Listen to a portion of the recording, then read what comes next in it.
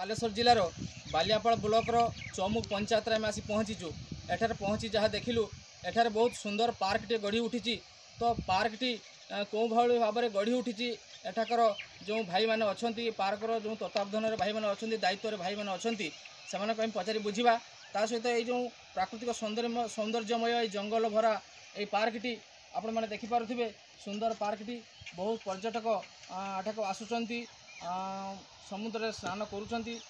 बनभोजी टे करुँच हसी खुशी हो घर को फेरुँच। तो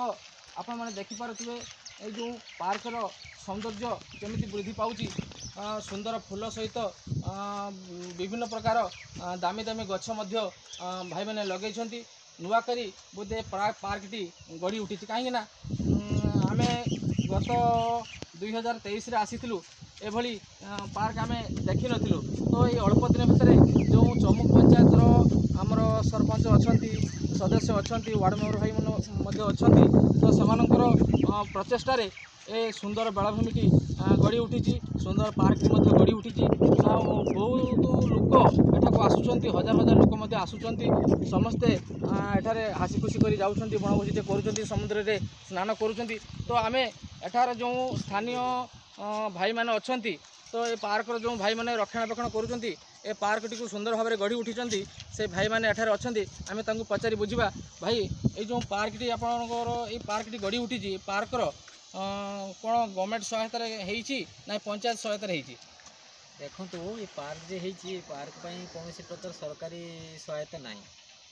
जहाँ भी है चौमुख पंचायत सरपंच तत्वावधान सरपंच निजस्व अर्थ राशि एवं किसी पंचायत अर्थ राशि गवर्नमेंट सहायता किसी गवर्नमेंट सहायता किसी ना या प्रति बालियापाड़ बीडीओ कि जिलापाल दृष्टिगोचर ना बर्तमान ये हजार हजार संख्यार लोक आसुँच किंतु गमनागमन सुविधा रास्ताटे ना जे प्रकार प्राकृतिक परिवेश रही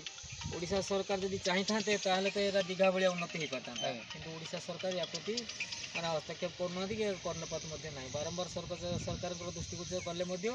किसी आर्थिक सहायता मिलूना सरकार दृष्टिगोचर तो सरकार दृष्टिगोचर हेले सरकार जदि अर्थ नदेवे तो लाभ कौन हम बारंबार तो आम जनाऊे मीडियम को बारंबार डाकुचे कलेक्टर को डाकुचे कि आम मानने किसी से उन्नतिमूलक पदक्षेप आम देखिपार तेणु देखो भाई जहाँ कहले एठारे गवर्नमेंट सहायता किसी ना तो पंचायत थ्रू रे जो सरपंच सदस्य एवं वार्ड मेंबर भाई मैंने अच्छा से प्रचेषार पंचायत थ्रू रे ए सुंदर पार्क टे गढ़ी उठी साधारण लोक मानकर जो बनभोजी कर जो आनंद बा मजा उठुची एठारे आपण मैंने देखिपारे सुंदर पार्क टे गढ़ी उठी बहुत दूर दूरांतर पर्यटक मैंने आसुँच आनंदित होउछंती खुशी मध्य एठार बनभोजी करुँच समुद्र स्नान करुँच पार्क टी बुली खुशी घर को फेरुँच। तो बालियापाड़ू जयंत पात्र रिपोर्ट आजिर खबर इंडिया।